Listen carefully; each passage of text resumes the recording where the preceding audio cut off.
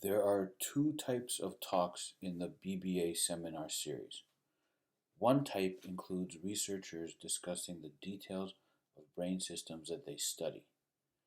Um, those are the things that I think about as got injured in us with a brain injury. The other type includes clinicians focused on specific therapies that help people work to restore function in brain systems that they got injured. Pushing Boundaries is a great example of that second type. Pushing Boundaries is a Washington based nonprofit organization that provides exercise therapy for those navigating neurological movement disorders and paralysis. I approached them from a TBI centric perspective and had no idea about how much they help um, other types of neurological conditions and those with spinal cord injury. The effort and time necessary to do this kind of work, this kind of therapy, and this kind of repetition is very difficult. And I think that there are many factors to sort out in addition to getting to the actual therapy and doing the therapy. This presentation does a great job getting into many of those factors. So for those of you just coming on, my name is Michael Latour, and I am with an organization called Pushing Boundaries. We are a nonprofit based in Redmond, Washington, so right outside of Seattle, and we provide exercise therapy. And Dan invited us here today. I am with Kristen Knight, who is my programs manager. She is also one of our exercise therapists. She heads up that team. So we're here today to talk to you mostly about exercise therapy with traumatic brain injury. In the course of that, we're going to talk a little bit about us, but also at the end, we're going to talk a little bit about other resources around the country that are kind of similar, because I know not everybody is obviously local to the Pacific Northwest. I'll start we have a presentation, we've got some videos, and I'll start it all up in a sec. I just want to say, when I start the presentation, I can't see you all. Nancy is a rock star. I know from last presentation, I think you were on the chat quite well.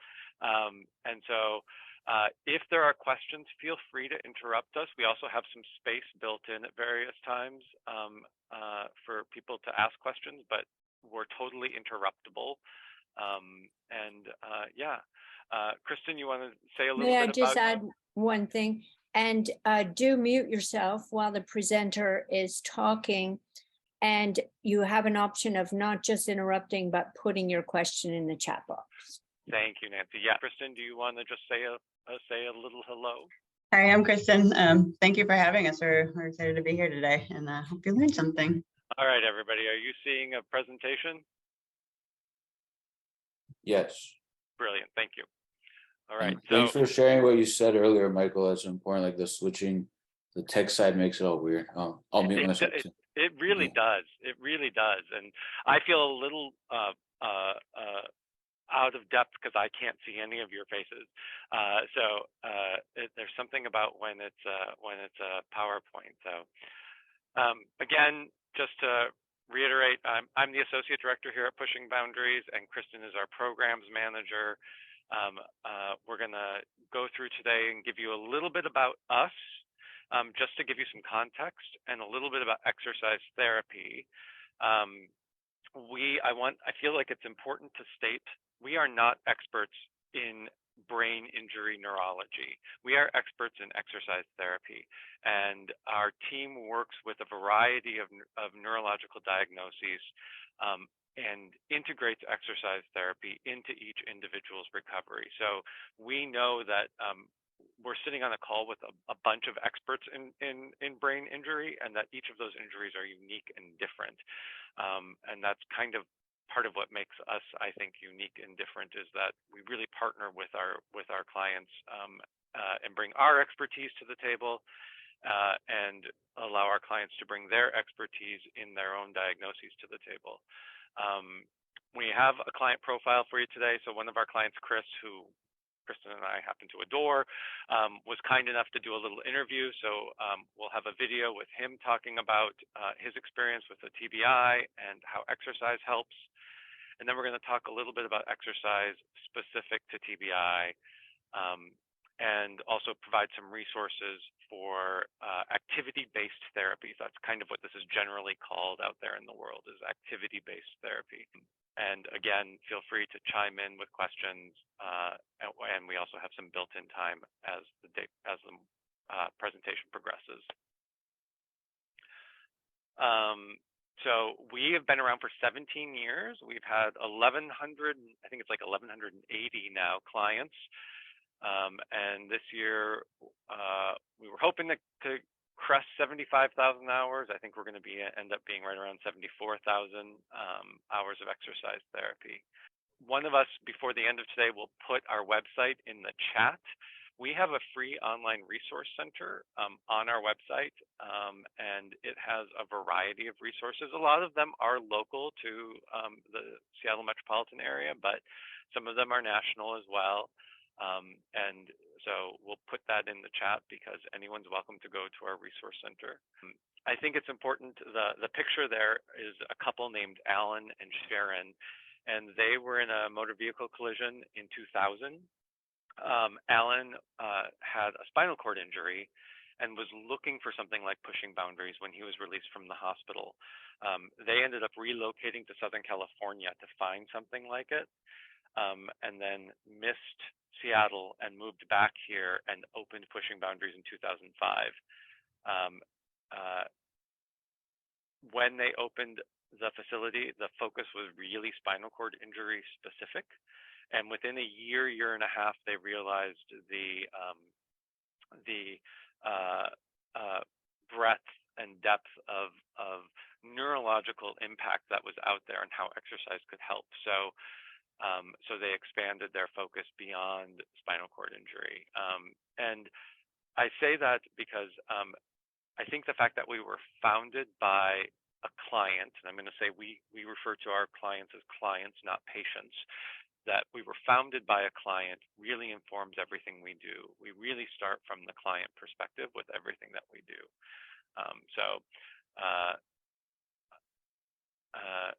Our clients range in age. I think our youngest has been 2 years old. Our oldest right now has, I think this is wrong now that I'm thinking about it, KK, you can probably tell me, but I think we've gone up to like 88, 89. Our current oldest client is 82. Some of our clients are working to regain lost function, and others are working to keep the function that they have. Our most common diagnoses and conditions we work with are spinal cord injury, stroke, traumatic brain injury. We also have a lot of clients with MS and cerebral palsy. And so some of our clients really have an event that initiated their condition or diagnosis, like a traumatic brain injury, and some have a diagnosis or even a congenital condition. That is kind of the really broad spectrum. Kristen, I'm going to turn it over to you to talk some exercise therapy stuff. All right, thank you. So exercise therapy, we can kind of break down into these components. As Michael mentioned, we're very much client driven. We want the clients to tell us what their goals are, and we will help them break those down into smaller goals if need be to help them achieve it, or just sort of create a more realistic timeline to get them to where they want to be. Neurological reeducation is a huge part of exercise therapy, and that comes down to a lot of repetition of movement. Gait training, we do a lot of gait training here with robotics, with parallel bars, harnessing, all different kinds of ways to work on gait training here. And then just general strength building. We know muscles can be affected in different ways, with atrophy, with complete paralysis or ataxia, different tone and spasm patterns, things like that. And strength building can help ease some of that and just help with movements in general. And then the goals of exercise therapy from our end, as I just mentioned, enhance that musculoskeletal function, remediate and or prevent further impairment, and to support autonomic functions. Being upright and moving helps so much more than just building muscle. It can help any other things that are affected, blood flow. If people are dealing with different kinds of paralysis, blood flow, skin conditions, digestive issues can be a problem. And even if paralysis is not part of your condition, some of those pathways can be affected, and exercise can help rebuild some of those pathways or find other ways around them. And then all of these just optimize overall health and hopefully help you lead a more comfortable and independent life.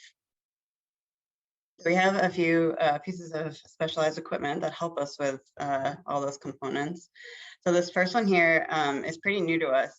It's called the Indigo, and we also refer to it as robot pants. It is an overground robotic modular system that we sort of build around the client. So it's really customized to the person using it. And there's two different ways that we can use it. So there's two programs. One is for complete paralysis below the level of injury. So if they need full help standing and walking, the robot can provide that support and provide that movement. But there's also a program for people who just need a little bit of help with gait. If there's some foot drop, if there's, you know, the knee drive needs some work, or the hamstrings need a little help kicking through, the robot can help smooth out some of those patterns. And it's really amazing to watch somebody walk before and after even just one session with this system. Kristen, is the thing that the patient is wearing the robotic device? Yep, it is. Oh. When you set all those muscles and all those parts, it's always the neurological that's being worked on as opposed to the muscle, or is it both? It's both. So part of the difference about using a robotic system versus a therapist just helping move the legs in different ways is that repetition that I was talking about earlier. So repetition is really what helps make those pathways again if they've been lost or if they've been interrupted.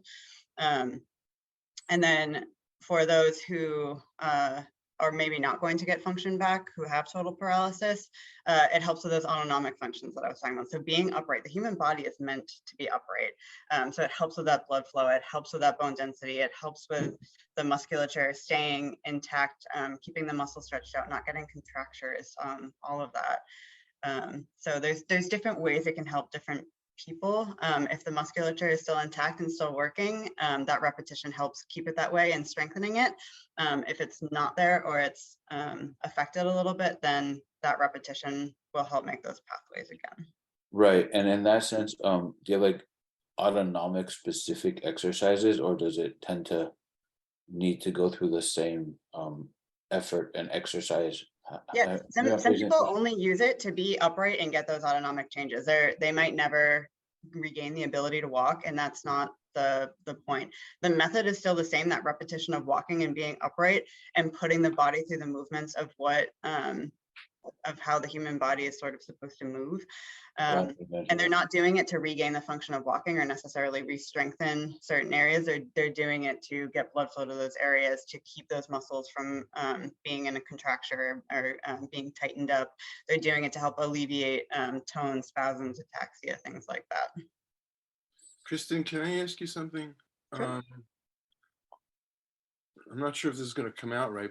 What I'm wondering about is, you talk about the physical aspects of the exercise.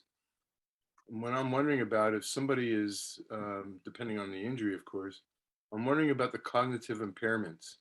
What is the relationship between somebody who's going through this kind of, I'll just call it physical therapy, exercise therapy, and their ability to understand instructions or to communicate, or, whatever the cognitive. Sure.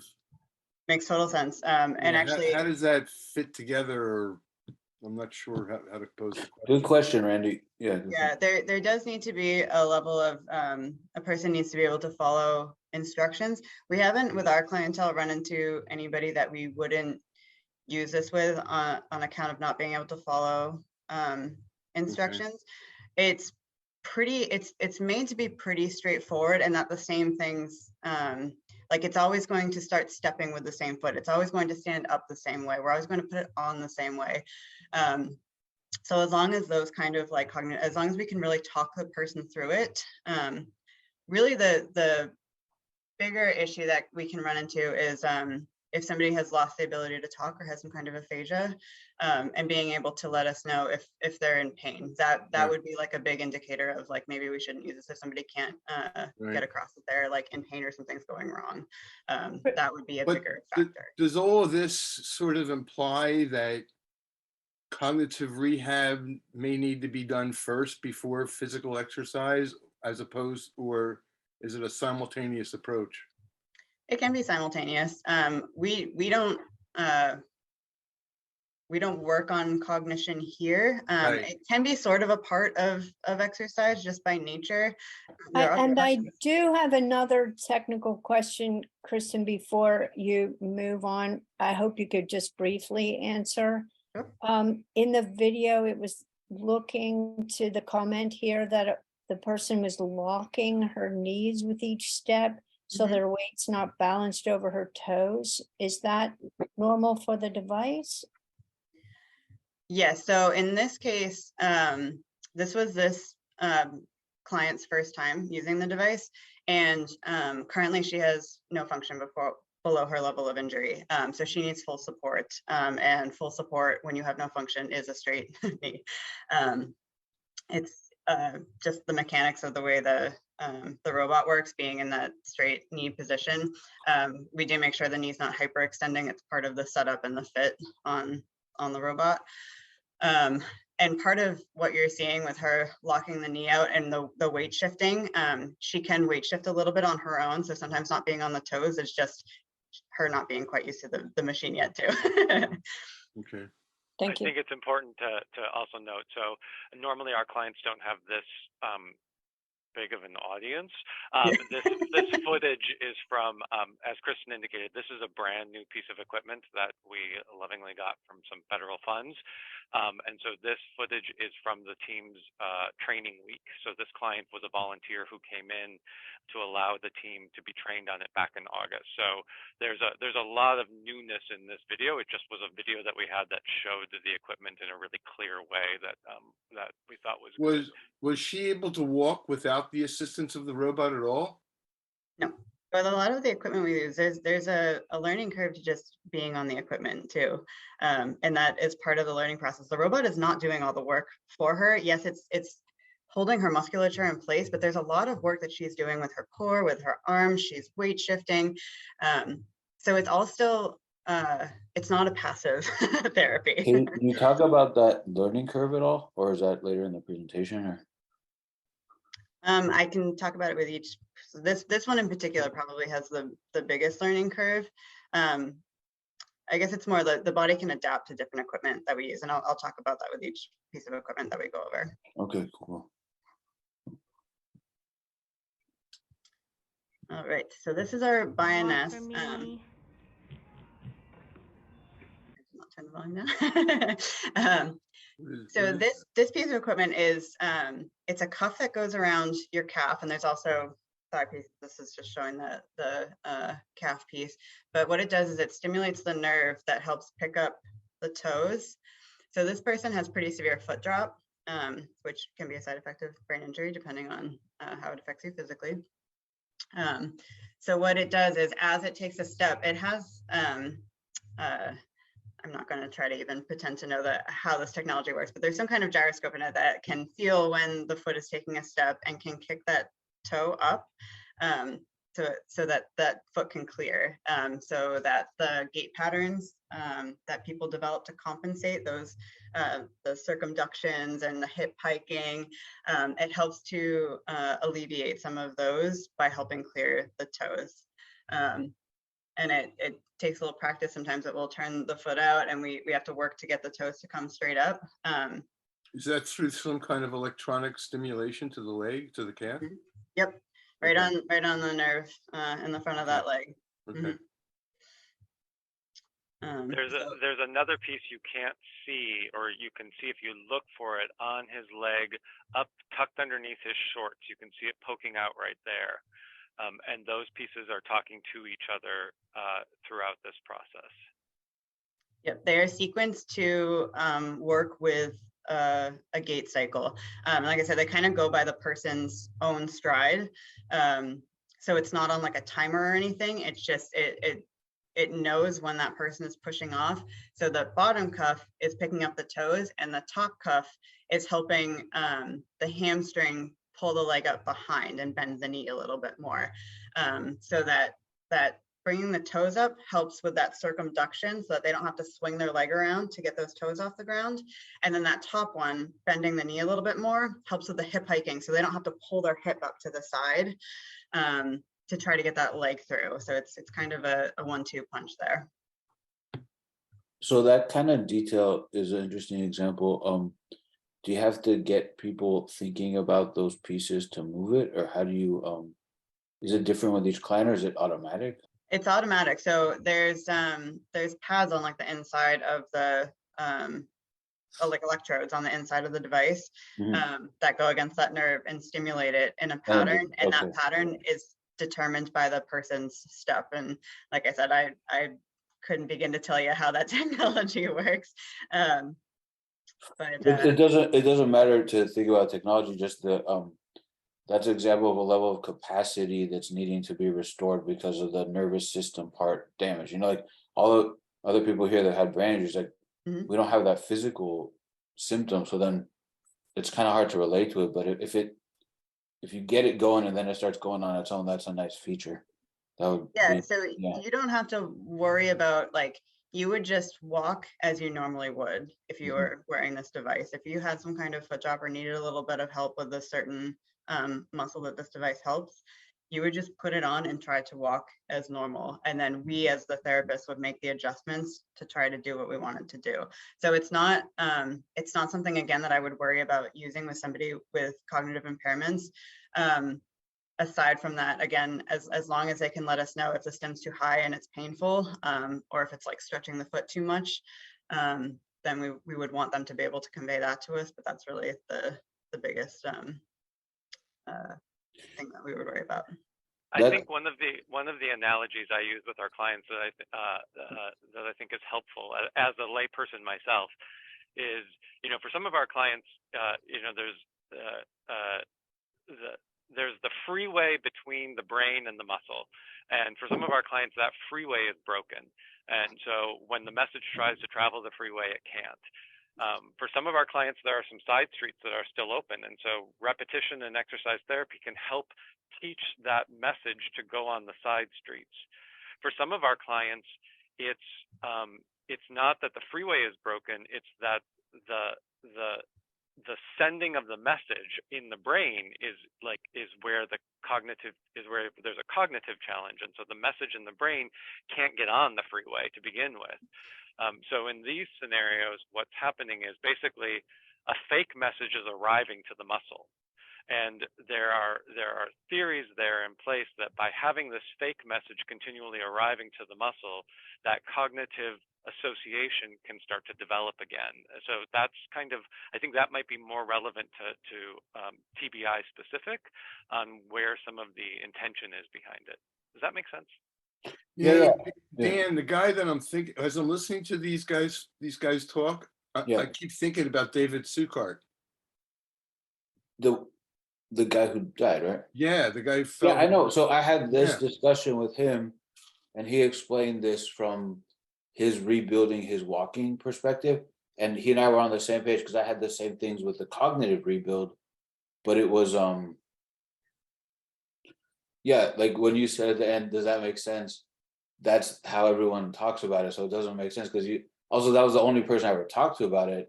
And he was explaining it with restoring his body, his ability to move his feet and basically regain walking, but from like a really low, nothing was there. He couldn't initiate it. So that makes a lot of sense. The freeway analogy makes a lot more sense when you're going through the experience, and then it's like, okay, that's good. That's a good way to get on board with this kind of work. Just as a point of reference, so this fellow had a stroke, was in a wheelchair for years, and had a feeding tube implanted in his chest. And I met him in his last year of life at the Tai Chi studio. And before he died, he was out of the wheelchair. Wow. That's Yeah, great. wow is right. It was unbelievable. Yeah, he Like, regained it through Tai Chi. He had this whole story. I think I got a recording of Randy and I talking about his story, but that's a whole nother story to get into another time. Yeah. We'll continue on with some equipment, and then Yes. after that we've got Chris, Thank you. because Chris has a great perspective as well. So let's, Kristen, you want to talk about the Galileo? Sure, yeah, this is our vibration therapy. So this woman in this video is doing exercises, stepping onto and off of it. If you were to just stand on it, basically it's a plate that vibrates up and down, and the frequency can be pretty slow or it can go pretty fast. And the idea is that it contracts and relaxes the muscle over and over again. So it's very ideal for people who have spasms or tone or any of those kind of effects from their injury, which we see in a lot of our clients, especially that hypertonicity. To do exercises on it, it can help if that tone goes rigid when people try to move, doing different movements like lunges or split squats, as she was doing in the first, like some step ups, and trying to make smoother movements. It can help kind of relax those muscles and let her focus on just individual movements. Like she's just trying to bend her knee and lift her foot up onto the plate. Her body wants to do a whole lot of other things. So that shaking, that vibration can let the other muscles relax and let the ones that she wants to work on do what they want to do.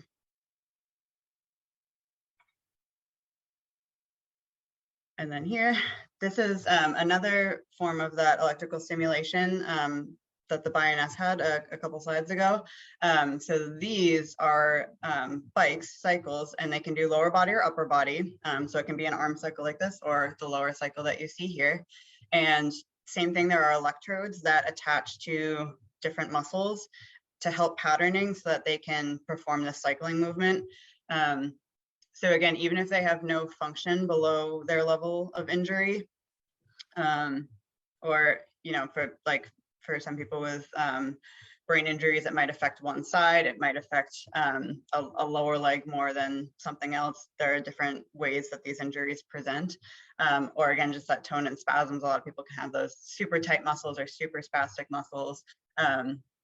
So this can help kind of pattern and create that smoother movement by contracting and relaxing the muscles in that pattern to create the cycling motion. Same thing with the upper body. If they can either do the arms and forearms. If the hands are affected, we can put electrodes on the hands and have them opening and closing. We just have to attach their arms to the bike in a different way, and they can work on their fingers and hands while they're cycling too. Another question: what how do you fine tune the finding of where their problems are? How much of it is listening to what the person is going through? So when people first come to Pushing Boundaries, the first thing that we do on their first session is do a full evaluation of them. And the first part of that evaluation is we have a series of questions that they ask. What is their sensation? What do they feel like they can do for movements right now? Do they have hot and cold sensation? Do they have touch sensation, light touch, hard touch? That kind of stuff. So they can let us know there. We run them through some muscle movement tests. And then generally people will come in and say, you know, I'm standing again, but I'm having a hard time taking steps with my right foot, or I'm having a hard time initiating picking up my knee. People know their injuries. They know what they need work on. And we might see something different that maybe they haven't picked up on, like, oh, maybe the reason that they can't get that leg through isn't the knee bending, but it's that foot drop or vice versa. So we can add to it and give our opinions, but it's really the clients coming in and saying, I need to work on this. I have this issue. This muscle's not working the way I want it to. What can we do to fix this? And then we build the program from there. Again, layperson language here chiming in.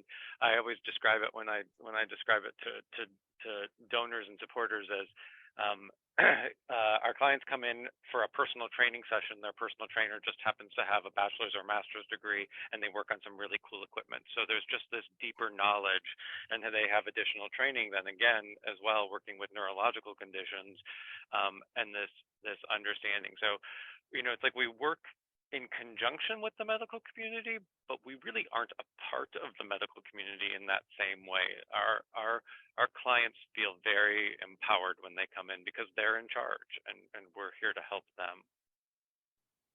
Does insurance cover your services for the most part? Nope, not at all. So how are people paying how are they funding this rehab? I'll table that till we get further along. I'll tell you the quick answer is they're paying for it, and we fundraise to keep those rates as reasonable as possible. Like that is the quick answer I'll give you. And we can talk more about it as when we get to that point. But exercise therapy is not recognized as healthcare in Washington State, so we can't even bill to an insurance company. It's not that like we don't even have the provider numbers to do that. So your services are not within the insurance nomenclature code? Exactly. This is why nothing gets fixed. Don't even get me started, man. That's why we're here. Yeah, that's why we're here. Dan will tell you, don't get me started. Go ahead. I can believe it. I can believe it. Kristen, you want to just talk briefly about the Amadeo, and then we'll get to Chris's interview? May I add one question that's in the chat? A comment is confused why you would use this type of arm movement in the sitting position. The diaphragm may be challenged, especially with extra body weight. Raising the arms in this way then constricts the auxiliary muscles in the shoulders and neck that are needed in expanding the lungs upward for compensation. I don't know about my timing of this question, but I'm assuming they're referring to the video of the cycle. So depending on this person's level of injury, we don't have to worry about, if it's a low level of injury, we don't have to worry about the diaphragm too much. This person might have a higher level of injury because I think they had gloves on their hands helping hold the dumbbells together. We like to combine a lot of exercises to work on different things. And diaphragmatic training is part of it. We don't specifically train breathing. That's kind of out of our wheelhouse. But we would never do anything that would make anybody uncomfortable or in pain. But we do like to challenge people in different ways. And one of the biggest complaints I would say we get with different injuries and people who have lower functioning due to paralysis or movement disorders is that they have a really hard time getting cardio. So a good way to do that is to combine these upper body movements with the more passive cycling movement. So if he has no movement below his level of injury, that bike is doing all those autonomic functions. It's helping with all of that blood flow and movement of those muscles and stretching them out. But he's not getting a good cardio workout. So we got to add in some other stuff to make his time as full as possible and get as much out of that workout as he can. Is the therapies that you design, I'm trying to think of how to put this.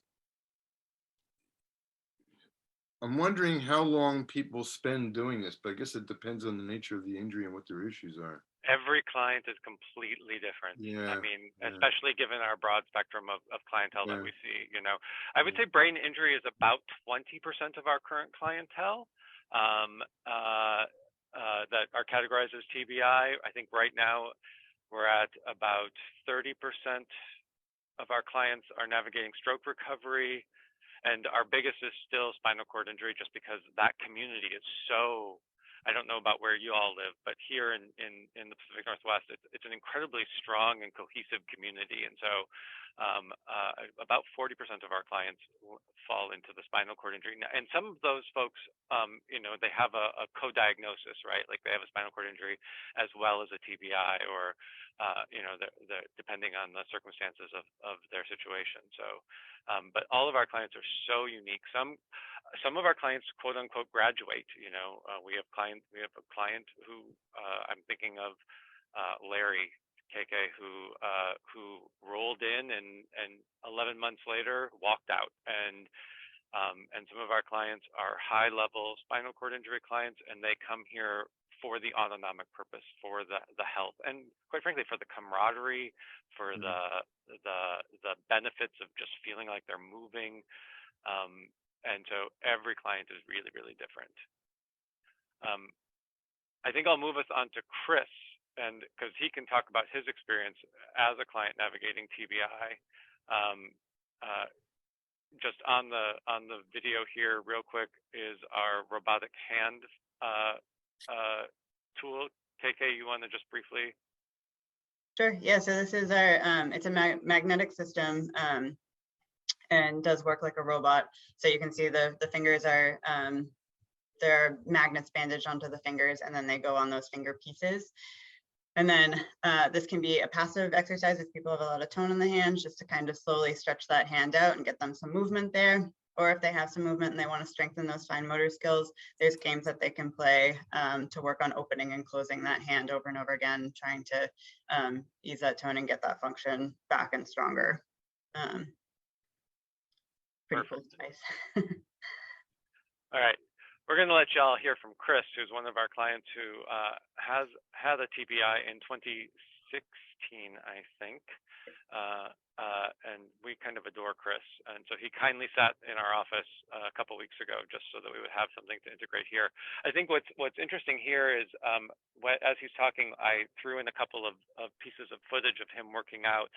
And Chris, Chris is in better shape than I am, quite frankly, and is a really healthy guy, and a lot of his stuff really translates into balance, and the team uses very traditional exercise tools with him. He doesn't use a lot of this extra special equipment. His is really based on traditional exercise, but with that knowledge of the cognitive piece. So we'll let him speak for himself here.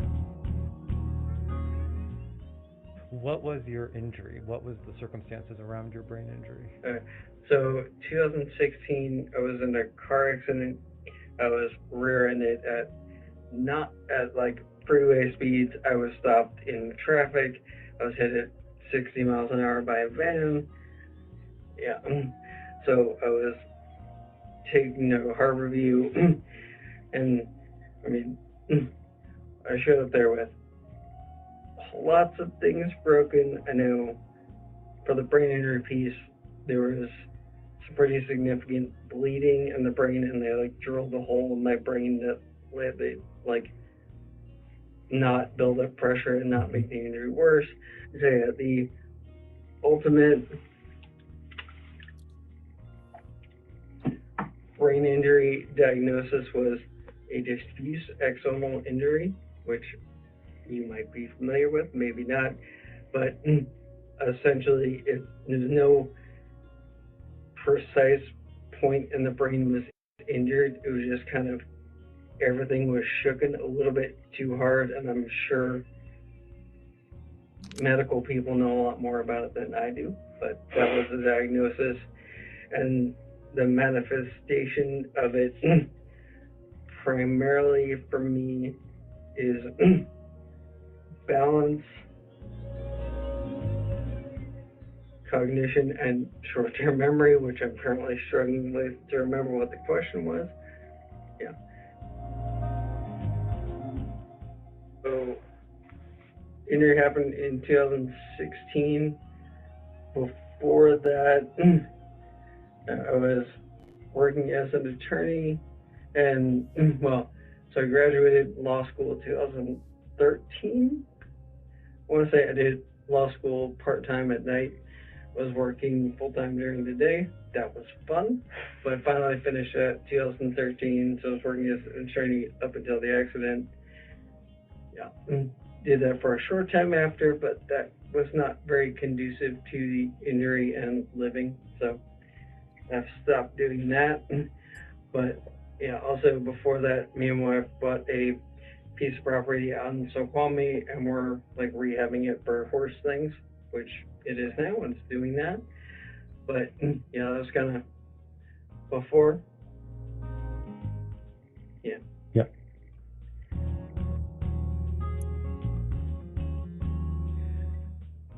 For me and my brain injury, obviously there are like neurological issues as well, and then there's brain injury issues.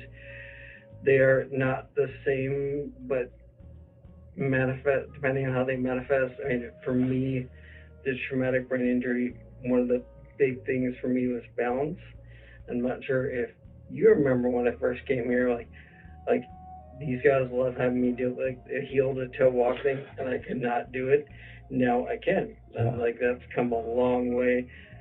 Yeah, and even back then I could still walk in here under my own power, and that was good enough. I didn't have like a walker or anything, but my balance has gotten so much better in the past few years. So that's, I mean, that helps a ton. I mean, so the physical recovery from the brain injury in doing exercise, like practicing, and whether it's like the brain remembering things that it used to do or figuring out new ways to do them, I don't know, but I know like the balance was a big one, and that was like that's entirely brain injury. There were no neurological impacts there, and I don't know what the cause to recover on that one, but I feel like doing exercise, doing things helps.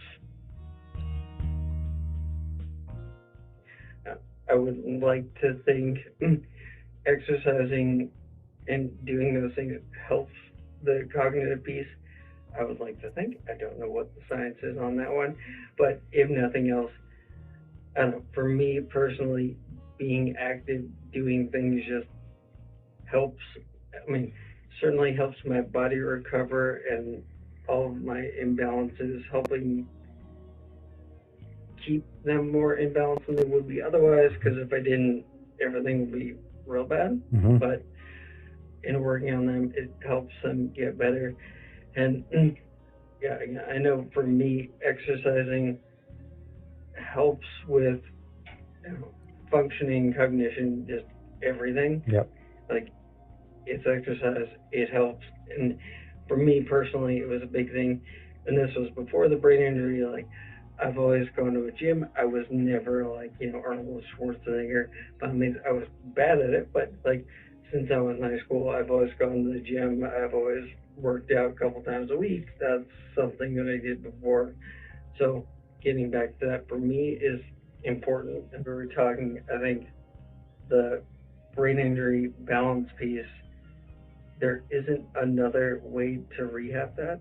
Like, they have tried medically everything they can do to, we've done the Epstein maneuver, we've diagnosed everything we can, but there isn't any other therapy for it other than exercise. That's all you can do. I mean, there are two problems for me. One, the balance, there is a safety concern. Mine isn't necessarily, it's not the biggest concern in the world, but it's harder to push yourself without someone there. These guys have way more exercises that I can say, like, hey, I want to work on this. What kind of exercise can I do to help this? And these guys can help point me in the right direction. That was a little bit from Chris. We kind of adore Chris. He's got an adorable child as well. KK, you want to pick up with the challenges around brain injury specifically?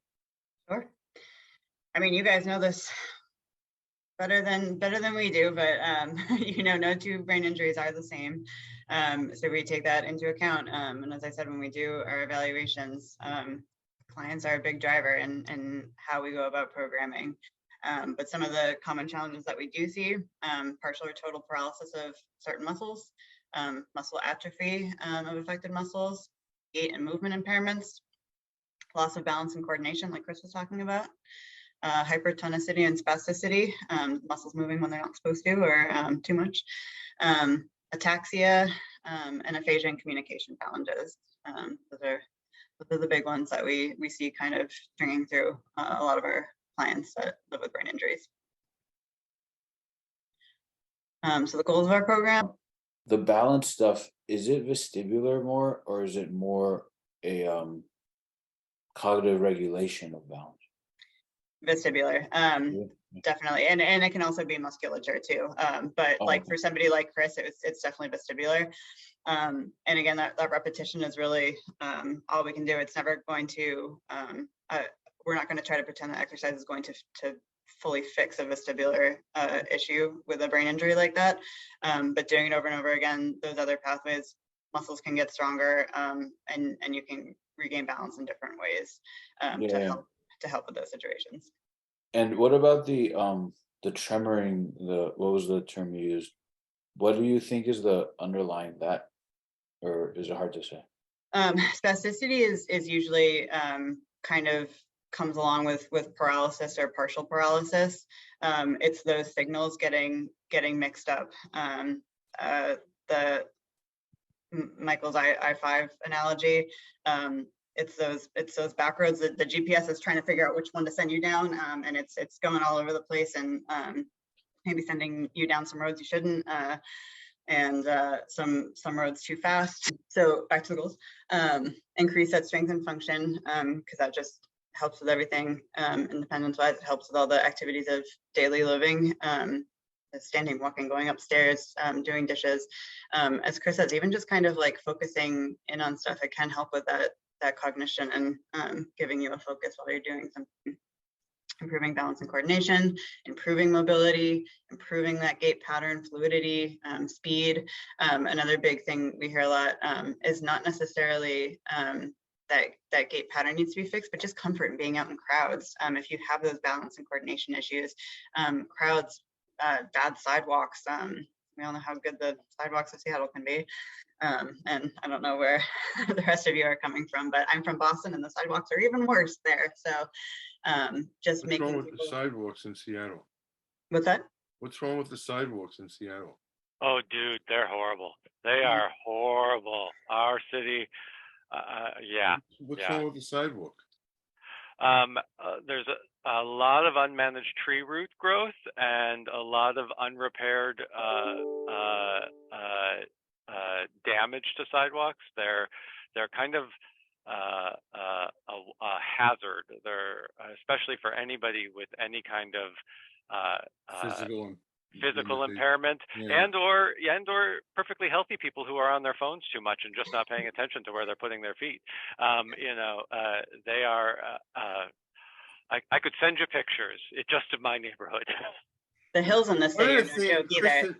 Kristen, one of the things I'm kind of curious about, with everything that you've talked about here in exercise and its impact on cognition and or the physical manifestations of it, but what about the emotional impact of the trauma itself?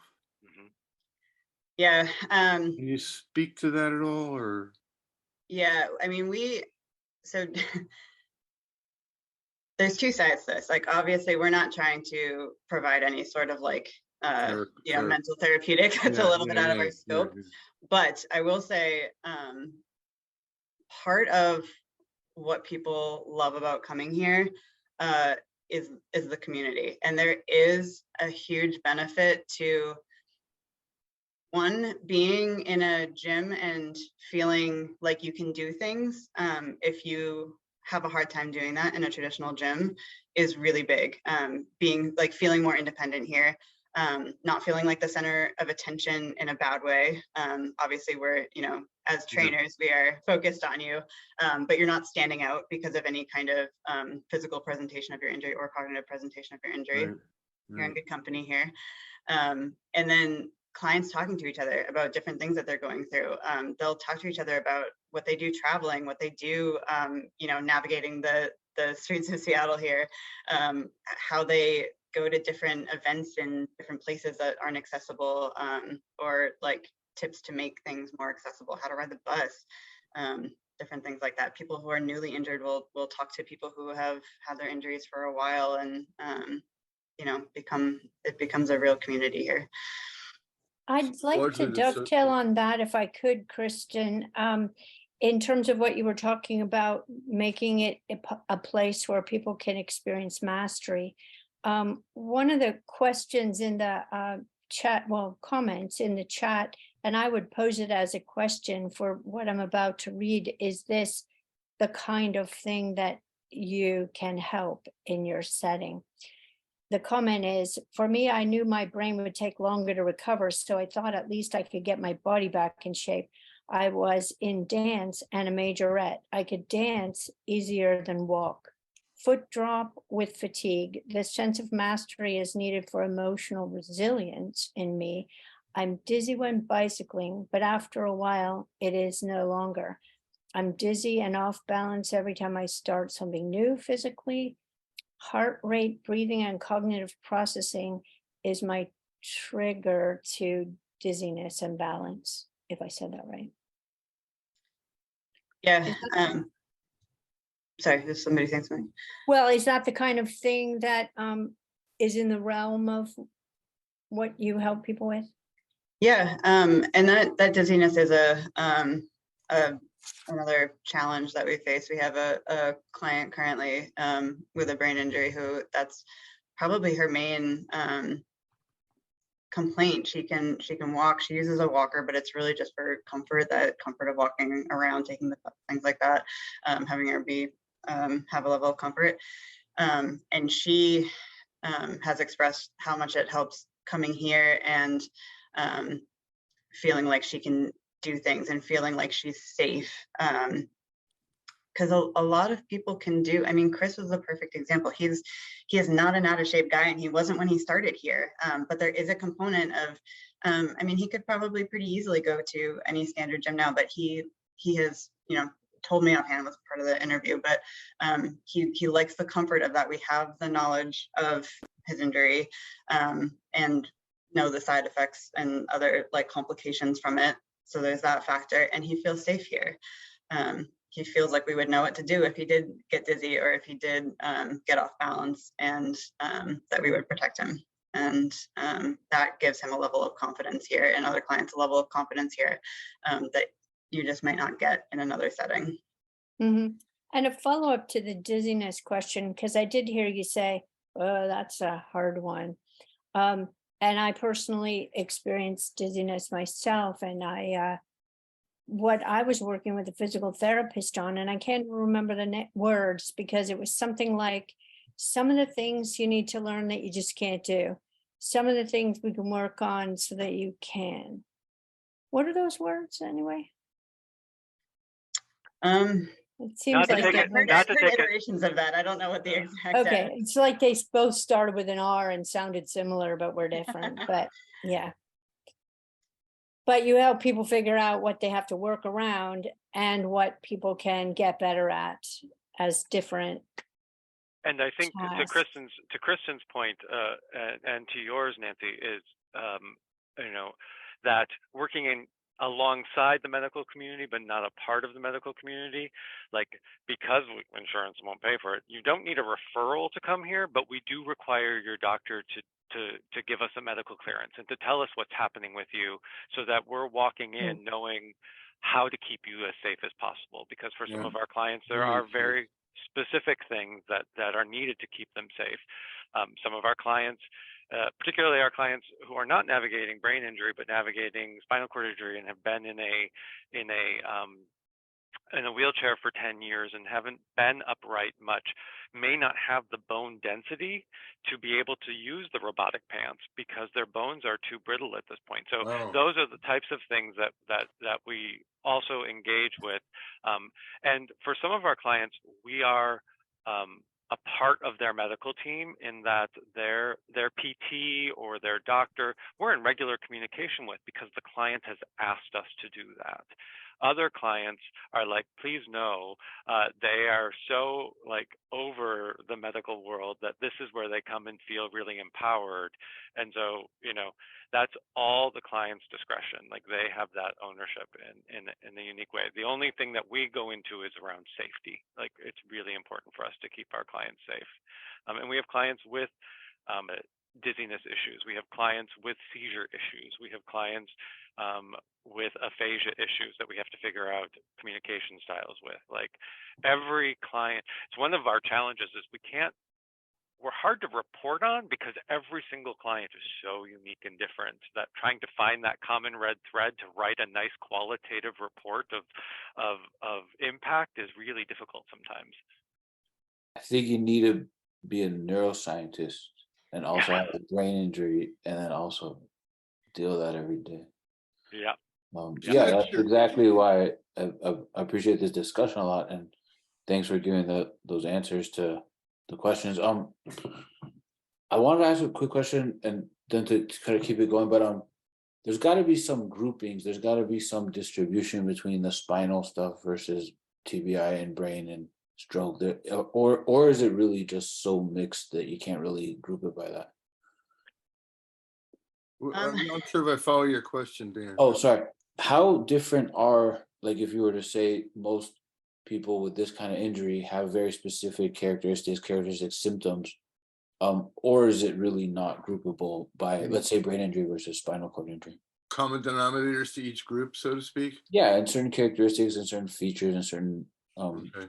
nature There's of their definitely- problems and what they There's describe. definitely characteristics that string it all together. It's why this facility and others like it have expanded beyond spinal cord injury, because there is overlap between what happens with a spinal cord injury, what happens with a brain injury, what happens with a stroke. All of the neurological physical side effects are not the same, but they're similar. So paralysis can happen with all of these things. Tone and spasms can happen with all of these things. There's autonomic functions like being affected can happen with all of these things. There's differences, like stroke tends to be one side and tends to have a very specific pattern that it goes with, but not always. Spinal cord injury it goes by level and where they're hit, but there's a bunch of different presentations. It can be complete, not complete. It can include upper body, not include upper body. Right. You know, people will get full recovery back. Some people will never recover much at all. And brain injury is probably the most dramatically has the most dramatic spectrum of ways it can present, because there are cognitive issues, there are speech issues, there can be movement issues, and sometimes the movement issues, and again, this comes back to us having that extra level of knowledge that maybe somebody who's a personal trainer or you know, does not work with this population often wouldn't know.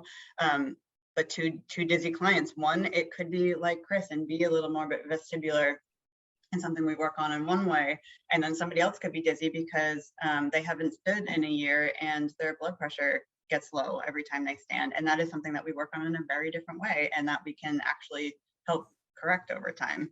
So, Kristen, a lot of the stuff that you just mentioned, for example, the various issues and problems that people have, I mean, those same issues could be present in the context of somebody who needs physical therapy who hasn't had a stroke or a brain injury or whatever. Am I correct about that? So what I'm wondering is, how come you guys aren't considered just an extension, or if that's the way of putting it, of physical therapy?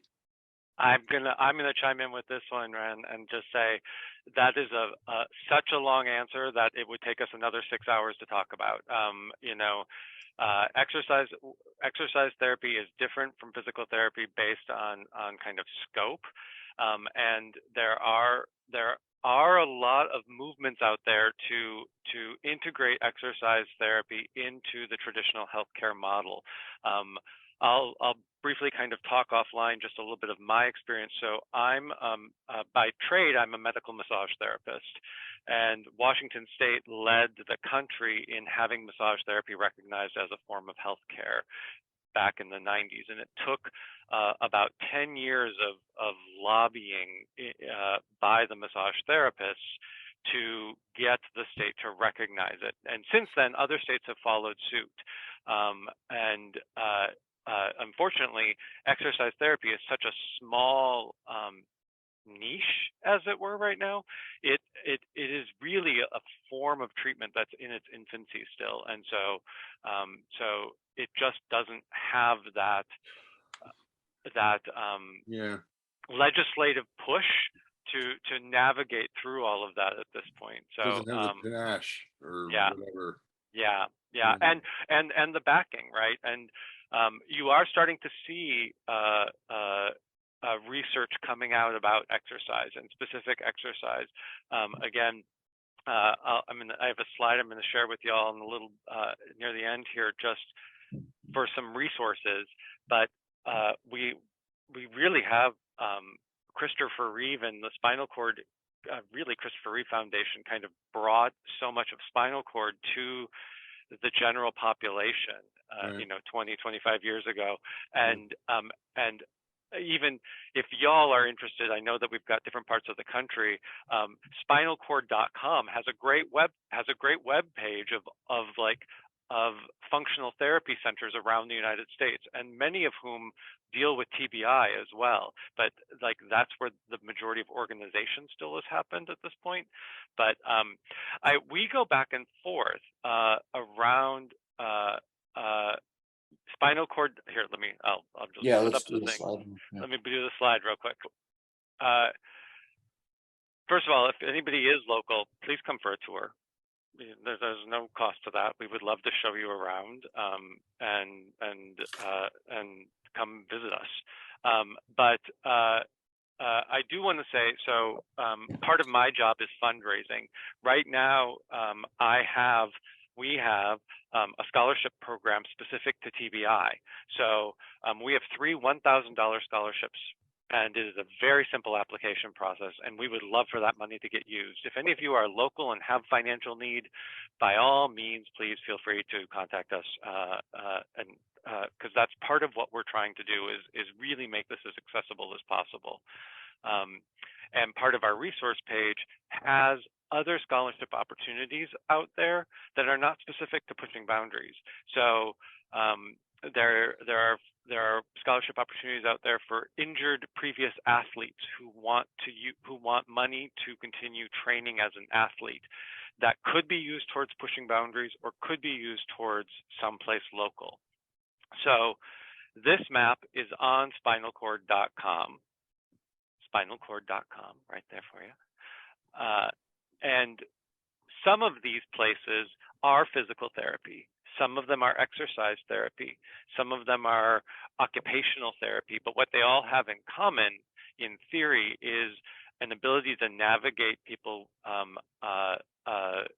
navigating neurological challenges as a part of their movement challenges with a really practical, functional level. You know, like our clients don't come in and say, I want to be able to lift my arm 4 times in a row to a 45-degree angle, right? Like our clients come in and say, I want to be able to balance and lean myself against the sink and help my wife do dishes.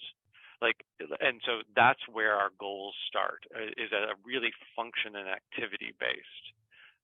And so there are systems out there. There's only about 20 that are really similar to us. These other ones do incorporate things like physical therapy. One of the challenges we run into with physical therapy is, you know, you get 20 or 12 sessions in a year. Well, some of our clients come twice a week, and so that's your if it was billable to insurance, that's your insurances for the year used up in 6 weeks. As somebody who used to run a clinic, one thing insurance companies, particularly with physical rehab, are moving more and more towards is what's called third-party authorizations. So they will only, even if your insurance policy says you get 50 PT visits a year, after the first 4, if you can't say you're improving at the rate that they've determined you're improving, then they just stop covering them. And so we kind of go through this back and forth. Don't get me started about how broken the U.S. medical system is, but we go through this back and forth of like, we kind of like being outside of it too. I would rather, if we're across the street from Microsoft headquarters, if I could get Microsoft headquarters to give us $1 million a year, it would pay for every single one of our clients to come here for free at our current client levels, easily. Yeah, but Microsoft isn't going to do that, right? No, I will say, I do want to say, Bill Gates. I do want to say, I use Microsoft but I also want to just caveat that with, they are very generous. Microsoft, more than any of our other big tech companies in town, anytime a Microsoft employee donates to us, Microsoft matches it 100%. So I do feel the need to just clarify and say that they are good in some ways. So, well, I would just say they're consistent with all the other things that aren't interested in non-brain injury people that aren't interested in brain injury because they don't think about it. Yeah. But I think there's a lot of the levels of what is missing that we can definitely have a discussion about that sometime. Were there any other slides just to go through all the rest of that? We were almost at the end, so Yeah, I let's just finish it. Yeah. okay. And If I also possible. want to I want to take a moment because we do have a therapist who's out sick. So Kristen has to take a client. So we've got her for about 5 more minutes. I can hang Yeah. out forever. So if anybody has any specific Kristen questions, I want to just give that opportunity now before we have to let her go at 12:15. Christian, are you an exercise physiologist, or what is your background exactly? So my background is in exercise science. I'm actually from Massachusetts, if anybody's local to there. Went to Salem. That's okay. I'm from Philadelphia. Yeah. So yeah, I got my undergrad in exercise science. It was actually called sport and movement science. It's called something a little different everywhere. Okay.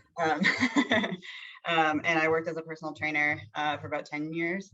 And then all the neurological side of the job, we learn on the job here. It's a big training curve, big learning curve here. Yeah. It takes about 6 months to fully train a new Same therapist here. here. I learned it on the job, but you know, yeah, we all do. Okay, I was just curious. And Kristen, then she went and got her master's degree as well. So then we had to gank her into management too. So. what would you recommend for anyone that's thinking about this kind of therapy, but I don't know, like sometimes just getting in helps? Or what would you recommend for people thinking about it or recognizing that they have that kind of problem? As far as just trying to looking for resources, that's spinalcord.com, and finding a place and just going and see it. If they have a free tour, they have like a way to go and see it for free, just check it out. I think everything's worth trying once and seeing if it's right for you. And what if there isn't a place near you? Well, unfortunately, that could be that You're could like be everybody a very else, real, you basically end up being Yeah. screwed. yeah, that could be a More or very less. real situation. I think the biggest thing is to try to find doctors who really understand neurological conditions, and that sounds really obvious, but it does not always seem to be the case here. Not all doctors understand. I remember when I first started here, we have it's not really an issue with brain injuries, but there's something that happens with spinal cord injuries called autonomic dysreflexia. It's basically a spike. I never had to do it, but apparently there was a situation right before I started where paramedics came for somebody who was having this episode, and the therapist had to explain to them what was happening and what to do about it because they had no idea what it was, which is just shocking to me. There's just so much about neurological disorders that just the general medical population just doesn't have that much experience with. So find practitioners that understand the neurological side of things is probably the biggest off record. From my experience, good luck. When it comes to exercise, we've experimented and done some beta testing of home programs and whether or not there's room to like have something where people can have remote access to things. We haven't found the right kind of combination yet that navigates both enough oversight to make sure that we can recommend things that are safe for individuals without us being there, and I'll be honest, bandwidth. We have 7 employees total, so we're a small organization, and navigating. When we've done these beta tests, what we've found is we've struggled to find enough interest that people would actually participate and pay, because there has to be some level of pay. Our staff has to get paid because, but I think that is, I'm really curious to see what happens post-pandemic with remote medicine, because it's one of those two-sided coin things where like there's a real evil side to remote medicine, but there could be real benefits with remote medicine as well. And so is there some positive that can come out as we learn about these things like Zoom and navigating remotely? Well, I would think doing this remotely is going to be, I mean, it might work for a handful of people, but I would think that that's going to be one hell of a mountain to climb for. I agree. And especially for For younger people, though, they want it. It's really interesting. It is kind of generational in an interesting way. Telemedicine is largely marketing bullshit, but that's besides the point. Like I said, don't get me started. I got a lot of background in this. Dan can tell you more. You guys, this is a powder keg, right? We're gonna say goodbye to Kristen, and I'll put the rest of the slides up, and we'll let Kristen get ready for her client. Okay. Thanks, Kristen. Thank you, KK. Thank you guys so much. Thank you, Kristen. And I will. Thank you. The pieces that Kristen didn't cover, that we didn't get to. So she left us off with goals, which she covered, and then she just kind of had a little bit of a follow-up of our methodology, like kind of our big things as repetition, functional strength training, and then for people who it's appropriate, using electrical stimulation or robotic assistance tools. Like kind of those are the 4 primary tools that our therapists use with our clients. You know, the repetition piece is rather fascinating to watch, quite frankly. You know, this was our piece. To be a PB client, like I said before, for us, and I know for other organizations, Project Walk, Push to Walk, those are 2 of the others that are out there that have multiple locations around the country. But what people need is some drive and determination. We need a health history form from the client, a medical clearance from the doctor, and we recommend a sense of humor because we really do try to have fun around here. Here's the slide about all of the healthcare stuff we've been talking about. We're not recognized as healthcare in Washington State, cannot direct bill insurance. Our clients pay for their services. We fundraise to keep those rates available to the many. So we subsidize every session, and where I can find scholarships, I find them. We had so this year we've gotten 2 scholarship funds set up. One is the TBI scholarship specific I mentioned. The other scholarship fund we were able to get was funded by a local native tribe, and is a scholarship fund specific to Native and Indigenous folks with any diagnosis that we treat, but very specifically a lot around TBI because the incidence of traumatic brain injury within the Native American and Indigenous populations is 30% higher than it is with the rest of the population of the U.S. Jesus Christ. Any idea why that is? There is some tie. The studies that I could find did have a tie in regards to motor vehicle collisions specifically. That there's not enough to fully tie them, but that's the other causal piece that can be a causal to TBI that they found a significantly higher incidence of. So. Again, here's activity-based therapy.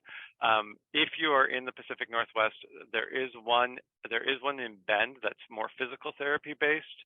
The one that's most similar to us nearby is in Sacramento, and the Sacramento one is called SCI Fit. So again, starting from a spinal cord injury, but they've broadened beyond that.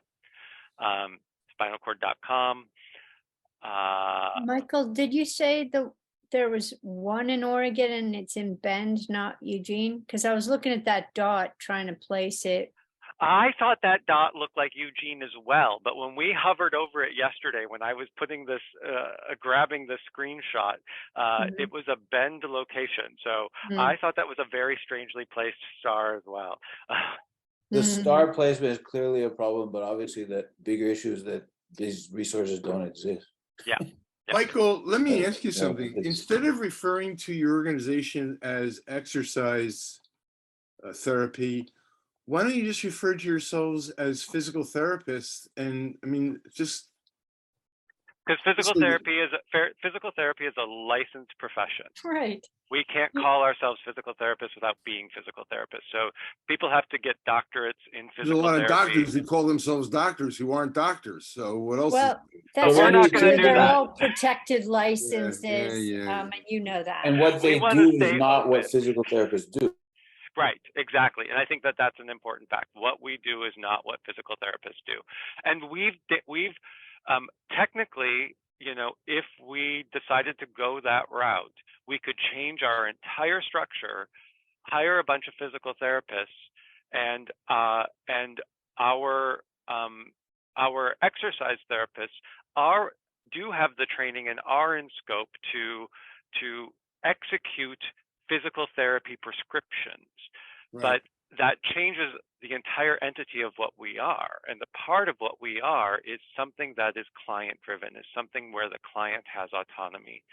And that is really at the core. And our board of, so as a nonprofit, you know, like this isn't my decision to make. We have a board of directors but they've had these discussions and they circle back to them every couple of years. And one of the pieces of feedback that we get, like, again, I would rather, and believe me, I do, I would rather my goal is to find enough funding that we become accessible to everybody versus changing who and what we are so that people can bill insurance. Right. It's a different path. And I think that would, I mean, that's perfectly understandable. Makes sense. Yeah. And speaking of funding, you do have some comments from Moz chiming in about ideas and. Okay, let me take a look here. Yeah.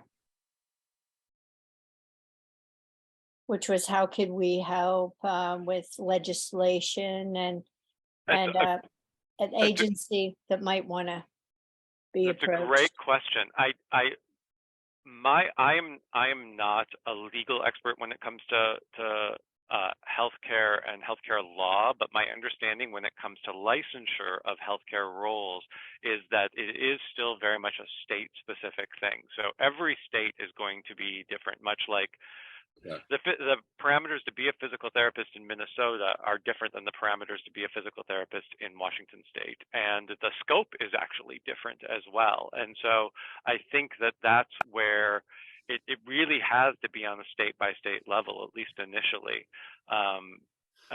And so I don't know of the resources, but I would welcome any additional conversations beyond this presentation, because I think it doesn't hurt. And Moz, actually, I'm going to just put my email in there right now because I welcome anyone to reach out.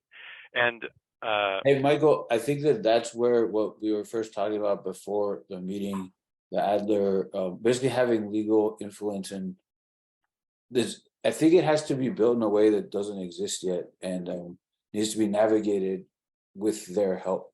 So there is a definite levels to be dealt with across the whole project. So yeah, I would like to continue this discussion for sure. Yeah. And I'll clue everybody else in. So Dan and I were talking beforehand.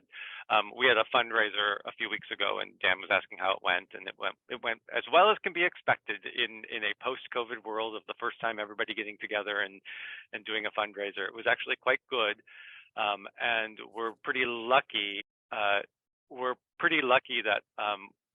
one of our supporters is a local law firm called Adler Giersch, and they worked with they're big in the brain injury specifically. Several of their partners are on the board of the Brain Injury Association of Washington. One of their partners is on our board, and they're litigators, correct? They are litigators, but they're about some of the best people I've ever met, honestly. Okay. And they worked with Washington State and one of their clients to enact the Lysted law, which is our Washington State helmet law for football players and sports players, based on the incidence of brain injury. And so they do put their money where their mouth is. I will give They're good in that way. So I think that they're a gateway, and that there are advocacy gateways out there to help along the way. And we'll see what happens. None of this is fast, unfortunately, and that's the most frustrating part for someone like me who likes to check a box. There, I'm also going to type in our general website, and then also the specific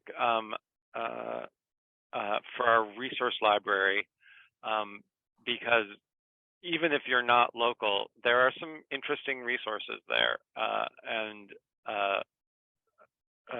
we've worked hard. I joined Pushing Boundaries near the end of 2019, and our resource library was a bookcase here in our facility, and one of my first projects was to try to get it online and make it more accessible and keep it updated. And we work really hard on it to find resources, and we welcome if anybody has additional resources. I love seeing the face in there. We welcome anybody to send us an email if there's something we should add to it. It really is Kristen and I who just hop on the website and keep it up to date. So Thank you, Michael. And yeah, sorry, I guess I'm supposed to be hosting this, but I'm also hosting a 4-year-old, so it's hard.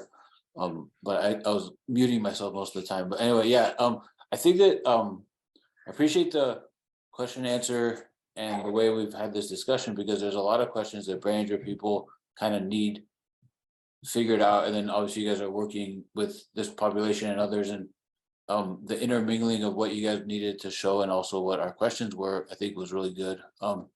Again, sorry for not being such a good host of this, but no, yeah, this has been very informative. I think it was great. And I really appreciate you all having us. And you know, on a personal note, my dad had a spinal cord injury when I was 2, and then had a traumatic brain injury when I was 20. He was not a very lucky man. And so I engaged with this a lot in my youth. And my dad's TBI recovery was at his initial rehab center recovery was 4 months. He stayed in a rehab center.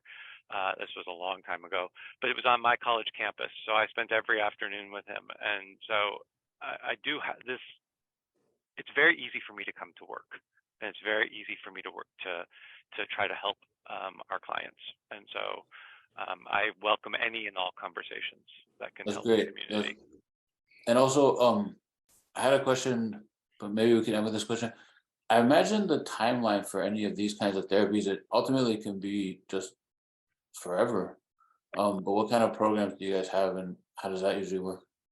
So everything is client by client, and we are not, we completely understand the financial impact as well. So just we are very transparent. It costs $100 an hour to come here. And so for a client coming once a week, that's $400 a month. For a client coming, that does not strike me as being expensive at all. I agree, and we take pride in that, and I thank you for recognizing that. But we have some clients who come twice a week for 2 hours each time, and so then it starts to really add up.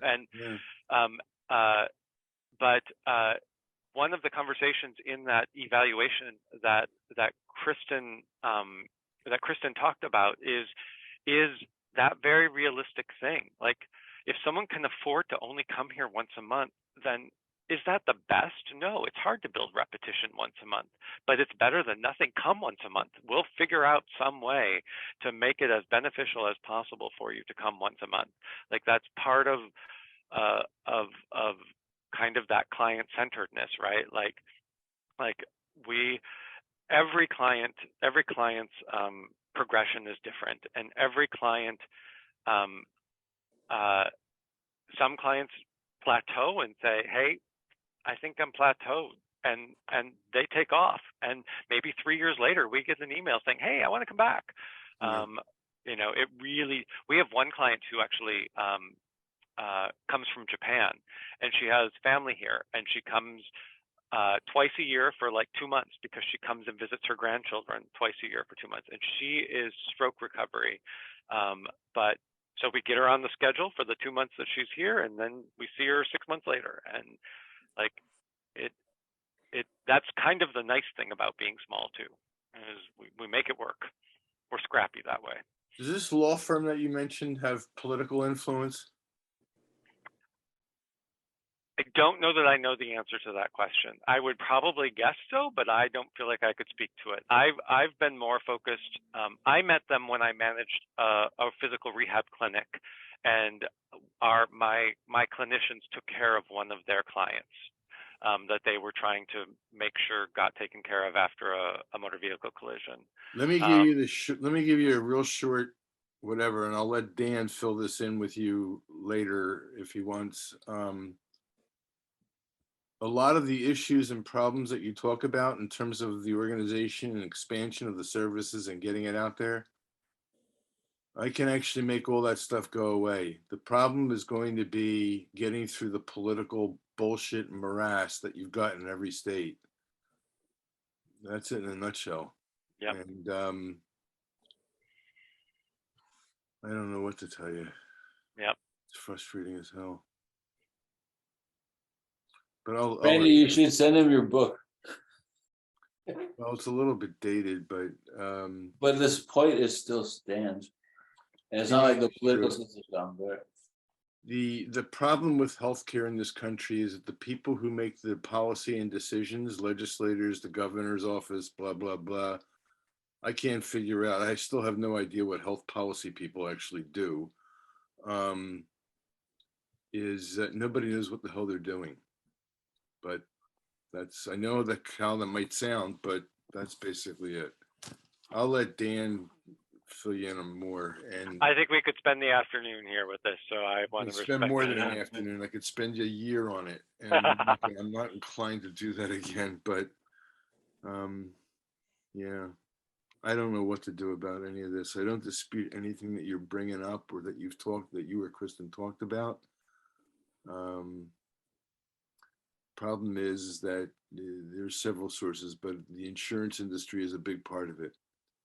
You're not going to get an argument. But for reasons that most people do not understand. So in conclusion, I Yes. want to add thank you to both Michael and Kristen, even though she can't hear us. And and I guess hello to Isaac behind Daniel. And I was wondering, Daniel, if you could talk about what's next in terms of events. I can talk about it in a second as I get the calendar. Actually, I don't have the calendar. Well, hold on one second. Well, I can tell you that we don't have anything official until February, right? Yeah, Or I the think end of that January? February has Don Newman's first talk. Yeah, I'm just gonna trust my memory. I'm gonna go. Thank you, Michael. Take care, everybody. I'll be in touch, everybody. Dan, we'll talk again soon. Randy, the woman who's gonna talk in February and then again another month later, and I need to have the dates if I remember. She's gonna talk about the emotional loss with brain injury, and then also about the negative attribution bias, which I think are highly interconnected. I would agree with you on that. Imagine it a capacity of movement injured like the capacity of emotions, is put it bluntly. So she's gonna be giving some talks, and then we have the March is Brain Injury Awareness Month. So we have a seminar with two groups talking about building support and the resources for brain injury. So that's highly interconnected with this. February 2nd, I just found it. Don Take Newman? care, Michael. Okay, Yeah. thank Take you. care. All right. I'm going to take off as well. Everybody, thank you so much for having us. Thank We you. really Thank appreciate it. you. Dan will continue our conversations. I appreciate meeting all of you.